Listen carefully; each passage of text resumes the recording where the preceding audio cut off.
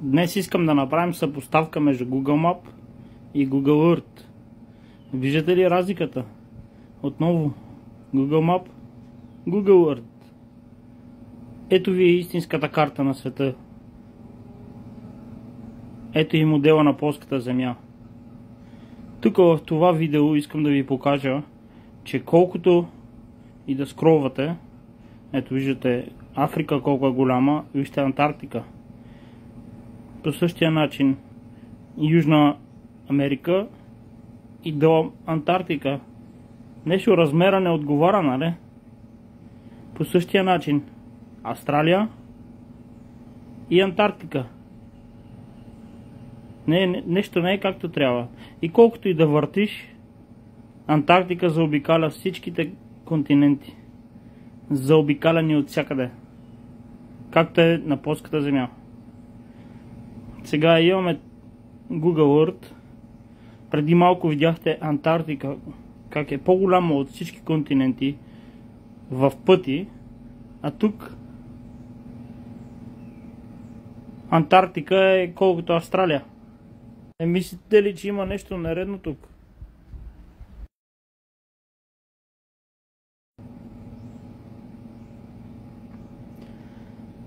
Нека да измериме площта на Австралия. Искам да ви покажа нещо много интересно.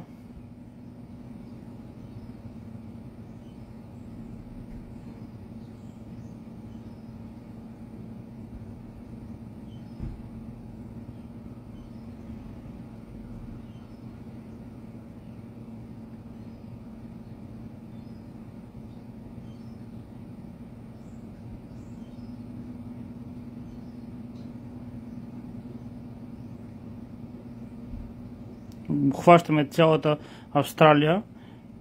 Не е перфектно, но горе-долу. Така, когато затвориме кръга, вижте какво се получава. Можем спокойно да измериме цялата площ на Австралия. Но нека сега да пробваме да измериме площта на Антарктика. Да видим какво ще се получи.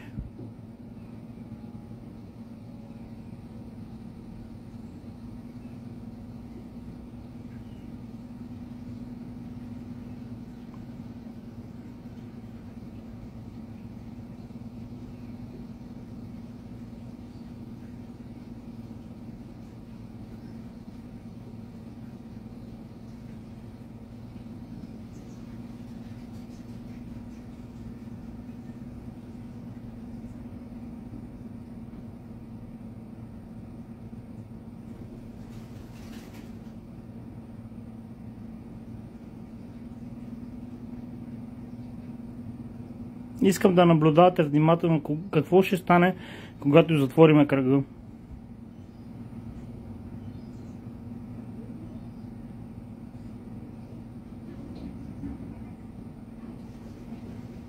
Опа!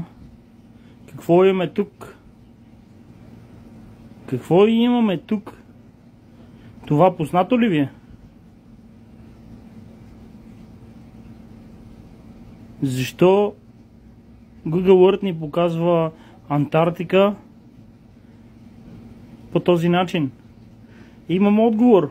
Ето го и него. Антарктика не е континент на дъното на глобуса, а е ледената стена, която ни огражда. Време е да започнете да виждате истината, а тя е навсякъде около вас и ви заобикаля. Просто трябва някой като мен да ви я покаже, а вие трябва да си отворите очите и ще видите, че всичко около вас е една голяма измама.